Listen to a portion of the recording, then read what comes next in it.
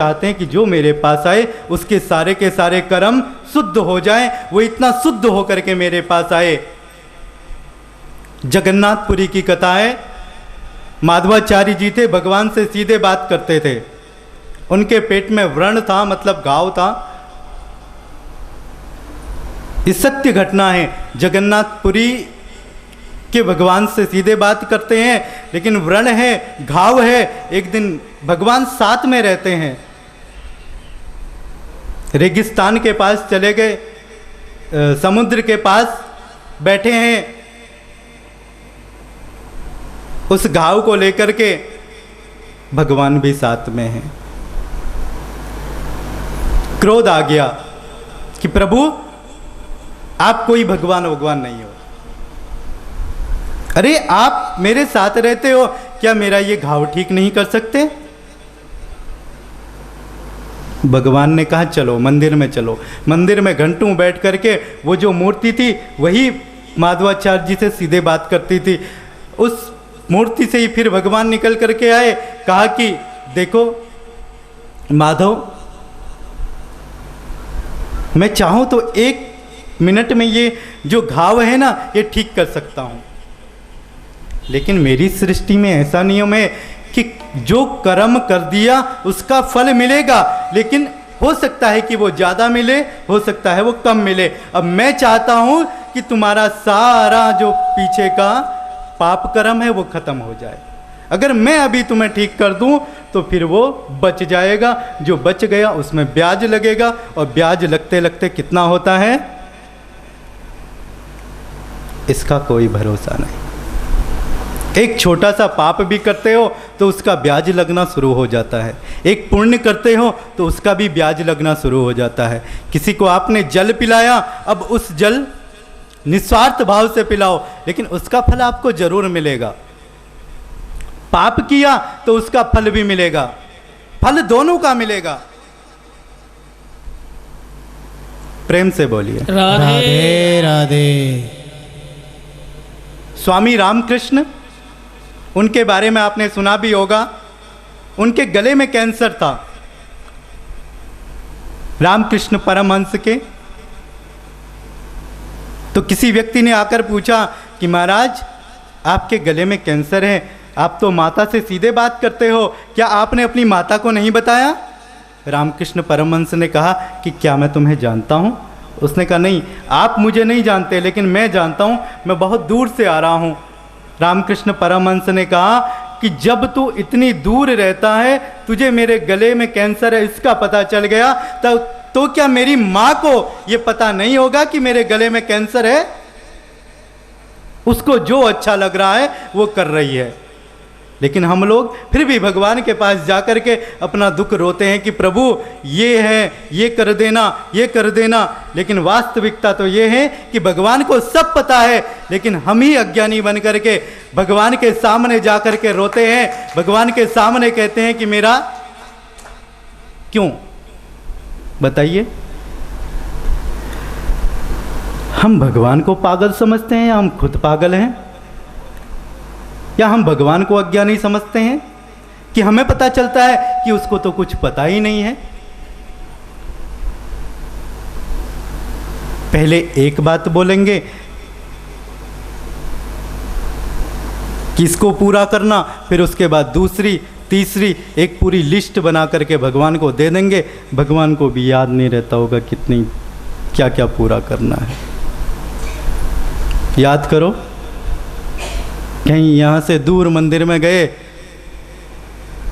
तो वहाँ जाकर के मंदिर में जैसे ही पहुँचे पहले ही लिस्ट बना ली। अच्छा ये बेटी का ब्याह है, फिर उसके बाद ये भी है, ये कारोबार की दिक्कत है, ये है, वो है, पूरी लिस्ट भगवान के सामने मन ही मन बोल दी कि ये सब कर देना। अब सब कुछ पूरा हो गया, लास्ट में अच्छा मेरे ऊपर भी ध्यान रखना, मेरा स्वास्थ्य थोड़ा सही नहीं रहता है, उसको थोड़ा ठीक कर देना।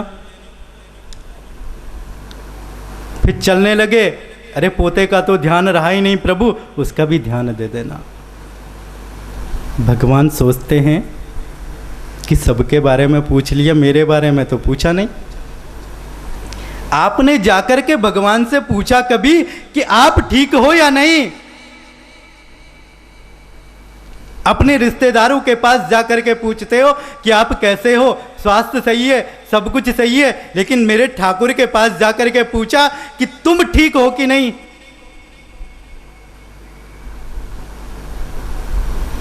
कभी नहीं पूछा।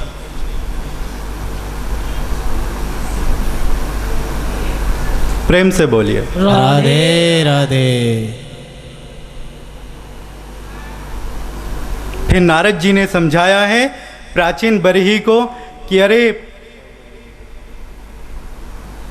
राजन, इस संसार में आपको भेज दिया है, लेकिन ये हत्याएं, ये पाप करना बंद कर दो। ये पाप करोगे तो ये संसार से फिर मुक्ति का कोई उपाय नहीं है। अब तो सात्विक यज्ञ करना शुरू कर दो।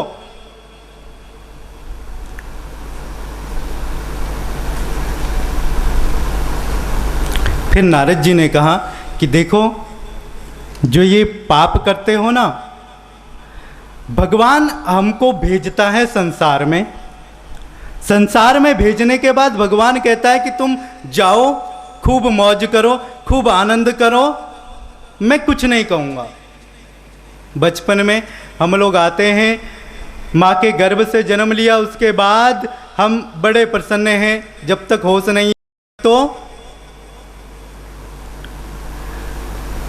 जब तक होश नहीं है तब तक हम बड़े प्रसन्न हैं, लेकिन होश आने के बाद धीरे धीरे धीरे संसार की रंग ललियाँ देखना शुरू कर देते हैं।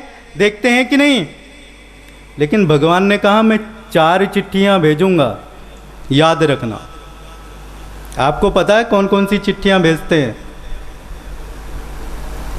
भगवान ने कहा है कि मैं 4 चिट्ठियाँ भेजूंगा, सतर्क हो जाना।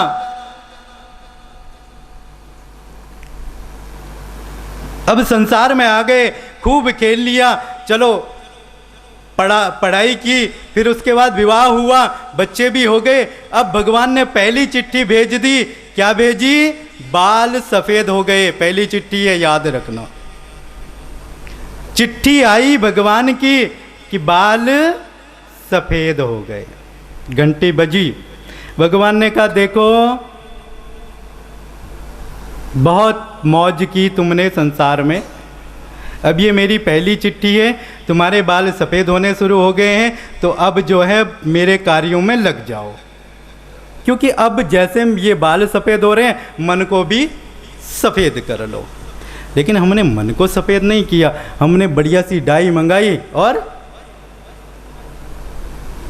ऐसी रंगाई पुताई की, भगवान भी हैरान, अरे मेरी चिट्ठी कहाँ गई, ढूंढता रहे।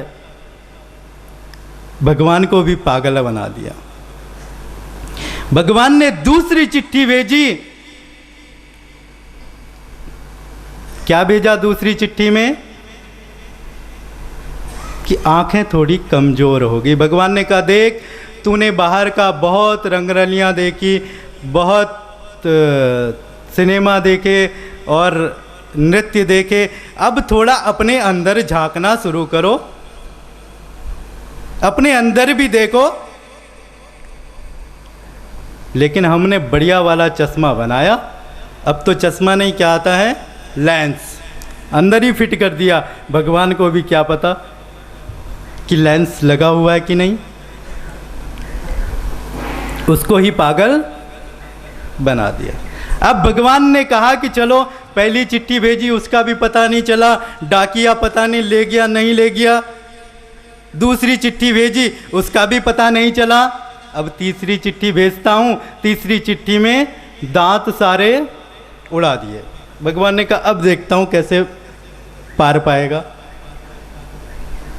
भगवान ने कहा देख, तीसरी चिट्ठी भेज रहा हूँ, तेरे सारे दांतों को मैं ले रहा हूँ। तूने खूब पकौड़ियाँ खाई, खूब उल्टी सीधी चीज़ें खाई, तला भुना खाया, खूब पार्टियों में गए, मैंने कुछ नहीं कहा। अब मैं दांत ले रहा हूँ, अब दलिया खा करके भजन करो। हमने दलिया नहीं बनाया, हमने 32 दांतों का पूरा सेट बनाया। हमने कहा तू 1 नंबर का है तो हम भी 2 नंबर के हैं। 32 दांतों का सेट बनाया, लगा दिया, भगवान हैरान। भगवान ने कहा भैया इस आदमी से पार पाना बड़ा मुश्किल है, किसी से भी पार पा लो, लेकिन ये मनुष्य, इससे पार पाना मुश्किल है। जो भी करता हूं ये उसका भी जवाब दे देता है। भगवान ने कहा अब तो ऐसी चिट्ठी दूंगा कि ये भी याद करेगा। इस बार ऐसी चिट्ठी दी कि कमर को 3 जगह से टेढ़ा कर दिया। कहा बड़े अकड़ के चलते थे कि मैं ये हूं, मैं वो हूं, खूब छाती तान कर चलते थे। अब जरा मैंने तुम्हें टेढ़ा कर दिया, कमर थोड़ा टेढ़ी हो गई, अवस्था हो गई। अब थोड़ा सा झुक करके चलना शुरू करो, अब तो थोड़ा सा झुको, इस अभिमान को छोड़ो, अब तो मेरी शरण में आओ, अब तो भजन करो, अब तो कीर्तन करो, अब तो माला का जाप करो। लेकिन मनुष्य ने क्या किया? इस बार तो गजब कर दिया, च्यवनप्राश ले आया।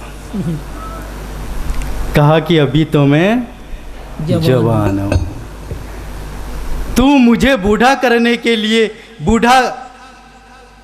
बुढ़ापा देने की सोच रहा है, लेकिन मैं बूढ़ा नहीं होऊंगा, चाहे कुछ हो जाए। मोती पिष्टी आती है और पता नहीं क्या क्या आता है, उन सबको ले आया कि च्यवनप्राश से हम नए हो जाएंगे, अभी तो मैं जवान हो जाऊं।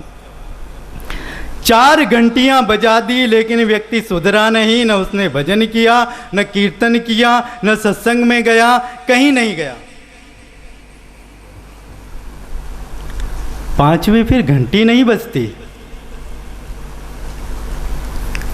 5वीं बार फिर घंटी नहीं बजती कि अब तुझे सत्संग में जाना है। फिर तो भगवान कहता है इसका उठा ही लो, फिर तो सीधे घंटा ही बजाता है और व्यक्ति को ऊपर ही बुला लेता है। अब तेरे बस का वहां कुछ नहीं है, अब देखता हूं तू कैसे रंग बदलता है।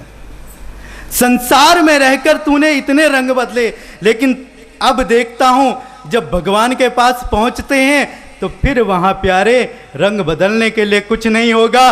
जो तेरी झोली में सामान होगा, जो तेरी झोली में पुण्य होगा, बस वही तू भगवान के सामने रखेगा। अब भगवान उसका हिसाब करेगा कि तुझे कहां भेजना है। अब भगवान, अभी तक तो हम कर रहे थे ना, लेकिन अब वो करेगा। और फिर उसके बाद जब वो न्याय करता है तो उसका न्याय बड़ा अजब होता है। उसके न्याय में एक व्यक्ति झोपड़ी में जन्म लेता है, एक व्यक्ति अमीर के घर पे जन्म लेता है, लेकिन दोनों बच्चे एक ही समय में जन्म लेते हैं। अब देखिए दोनों के भाग्य, दोनों के सिर्फ प्रारब्ध हैं, है कि नहीं? एक रोगी जन्म लेता है और एक अच्छे शरीर से जन्म लेता है। एक का भाग्य बड़ा प्रबल हो जाता है, लेकिन एक व्यक्ति भाग्य विहीन हो जाता है, पूरे जीवन भर दर दर की ठोकरें खाता है। क्यों बताइए? ये प्रारब्ध, हमारे पिछले कर्म और ये कर्म मिलकर के बनता है प्रारब्ध। जैसे मैंने कल भी कहा था कि अगर हमारे कर्म अच्छे होते हैं तो हमें उसका फल ज़्यादा मिलता है। कर्म अच्छे हैं तो हम अपने पीछे पुराने बुरे कर्मों को खत्म कर सकते हैं, कम कर सकते हैं। प्रेम से बोलिए राधे राधे। तो नारद जी समझा रहे हैं राजन प्राचीन बरही को कि ये संसार है, लोग सब लगे हुए हैं अपने अपने कर्मों पर, लेकिन आपको ऐसा नहीं करना चाहिए। आपने सारे पशु पक्षियों की बलि दे दी है, ये बलि प्रथा गलत है, निषेध है। बलि प्रथा के लिए भागवत में बिल्कुल साफ कहा गया है कि ये नहीं करना चाहिए। प्रेम से बोलिए राधे राधे। अब तो आवाज़ और कम हो गई, थोड़ा तो बोलिए। एक साथ बोलिए राधे राधे। क्योंकि जो ये टेढ़ा है ना, ये सीधा तब होता है, अब आने वाला है, अभी आया नहीं है। और जब टेढ़े महाराज आ गए, ये सीधे तभी होंगे जब आप राधे राधे इकट्ठे बोलोगे। नहीं बोलोगे तो ये तो 1 सेकंड में, और फिर हमारे बस का भी नहीं मनाना, ये आपको ही मनाना पड़ेगा।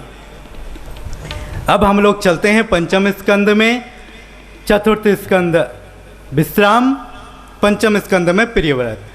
हमने उत्तानपाद का चरित्र सुना, उनके वंश का चरित्र सुना। अब हम चलते हैं प्रियव्रत के। प्रियव्रत के चरित्र में आग्निक हुए, फिर उसके बाद आगे चल कर के नाभि के ऋषभदेव। ऋषभदेव का नाम हम सब लोगों ने सुना होगा। ऋषभदेव इस पूरे धरा के सम्राट थे। पूरे भारतवर्ष, अखंड भारतवर्ष के पूरे संसार के राजा हैं।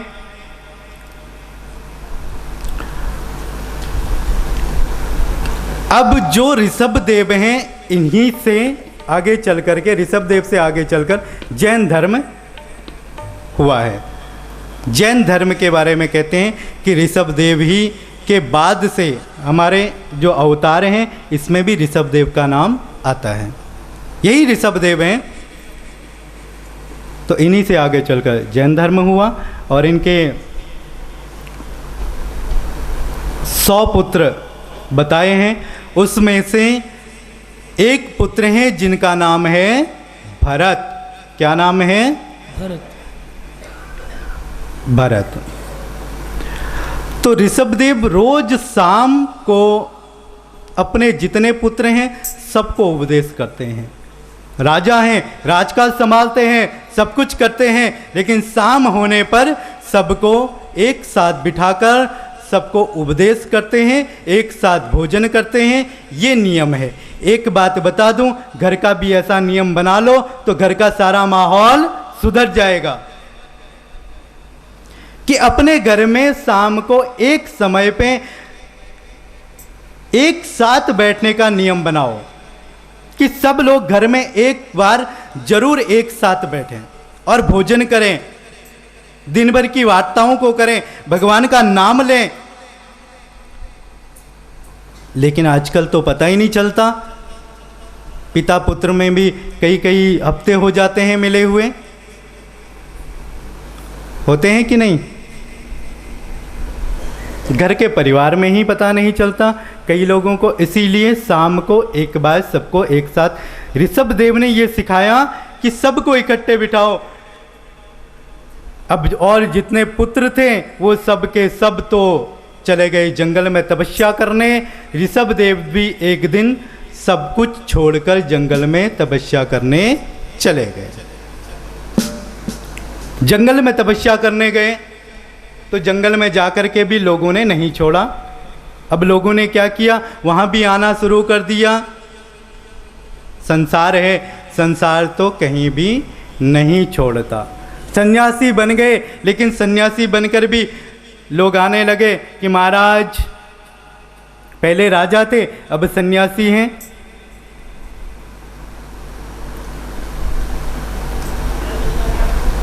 तो इन्होंने क्या किया, जीभ पर एक लकड़ी बांध ली कि अब तो ना बोलूँगा। लोग आते थे तो ये अपनी जीभ दिखा देते थे, जीभ दिखाते थे तो लोग चले जाते थे। ये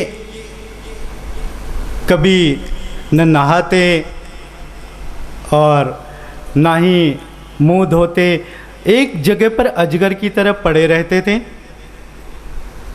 अब क्या है, संसार पीछे भागता है। एक संत की बात मुझे याद आ गई कि एक संत थे, उन्होंने कठोर तपस्या की।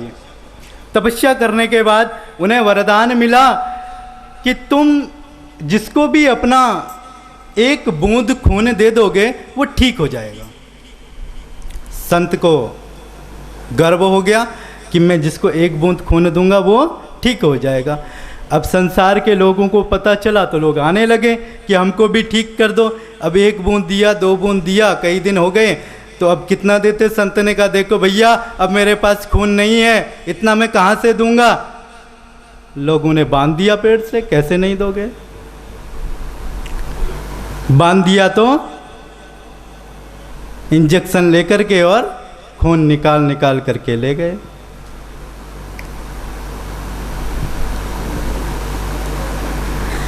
अपने स्वार्थ के लिए बेचारे संत तो मरणासन्न हो गए, लेकिन यही है कि यहाँ पर ऋषभदेव को नहीं छोड़ा। उनके भक्ति में विघ्न पड़ रहा था तो उन्होंने जीभ पर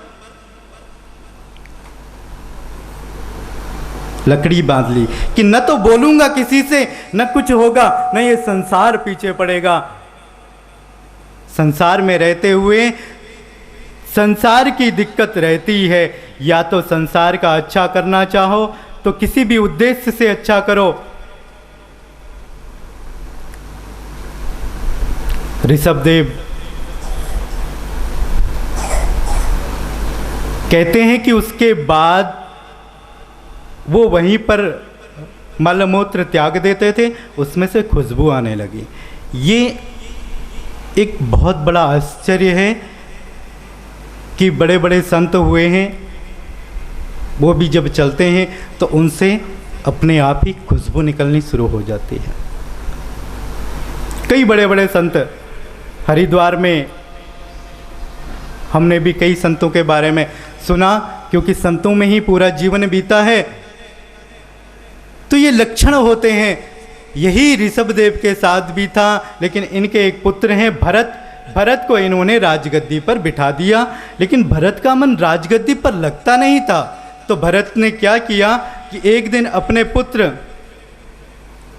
को राजगद्दी पर बिठाया और स्वयं चले गए।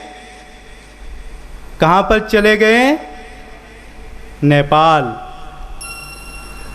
में गंडकी नदी है, नदी के तट पर गए, वहाँ तपस्या करने लगे। और जब तपस्या करने लगे तो रोज की 200 माला प्रतिदिन उन्होंने नियम बना लिया कि अब मैं 200 माला रोज जाप करूंगा।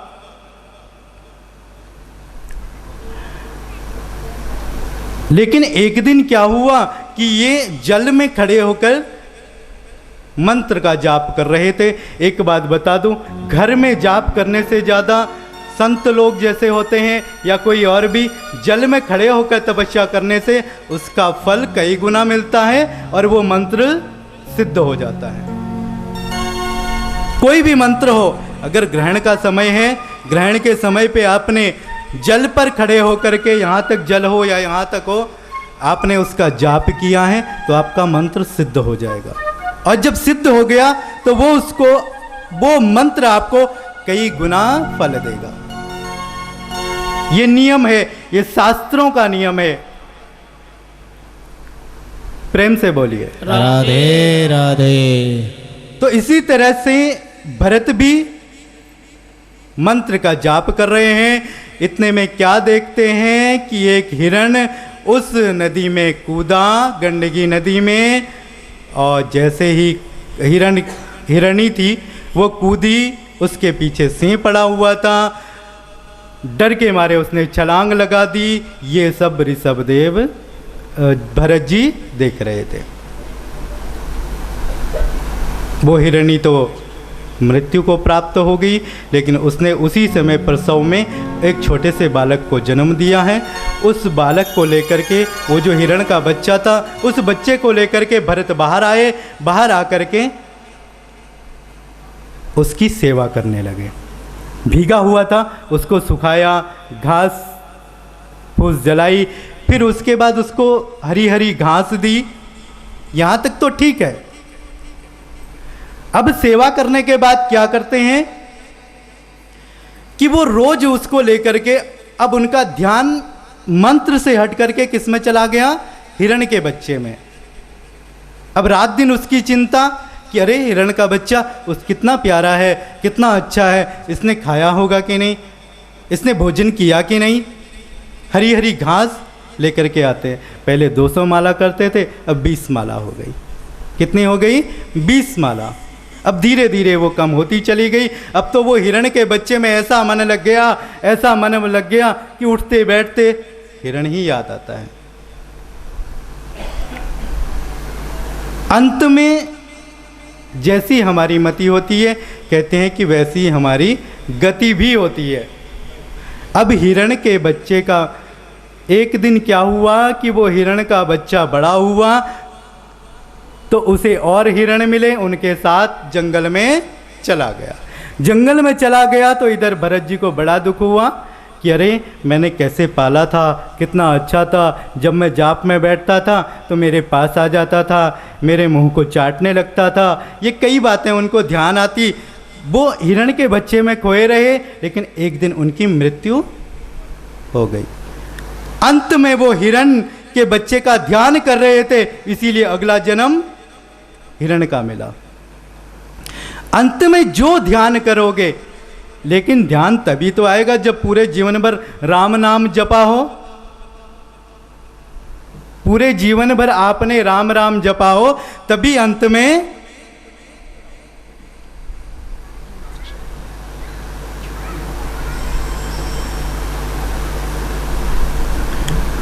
अगर जीवन भर सांसारिक कार्यों में लगे रहे तो अंत में भी वही याद आता है। एक सेठ जी थे, अंतिम समय था,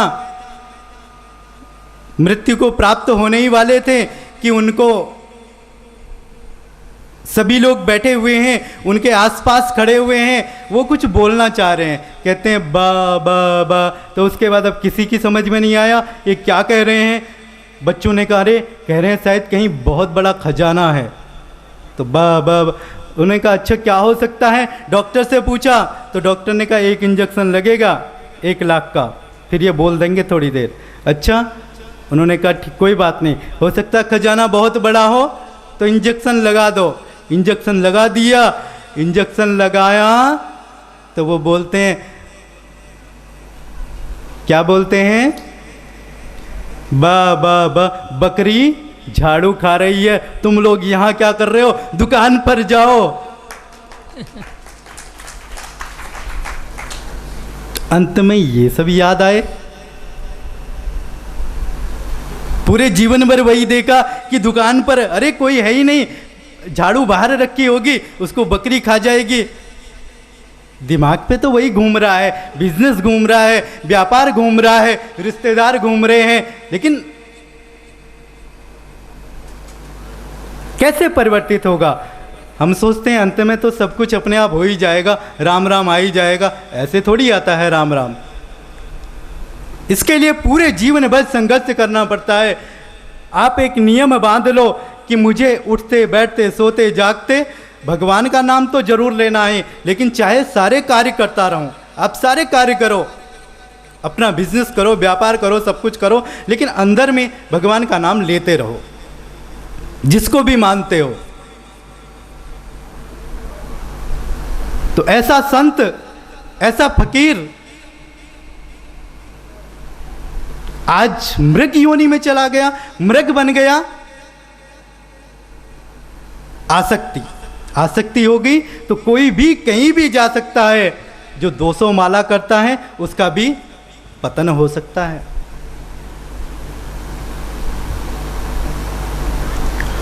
तो ये जीवन है। अब भरत जी मृग योनि में थे, तो यहाँ पर क्या हुआ कि सारे मृग इनको, लेकिन तीनों जन्म, अभी तक के दोनों जन्मों में सब कुछ याद रहा, आगे एक जन्म और होगा उसमें भी तीनों जन्मों में इनको सब कुछ याद रहा। ये परमात्मा की कृपा।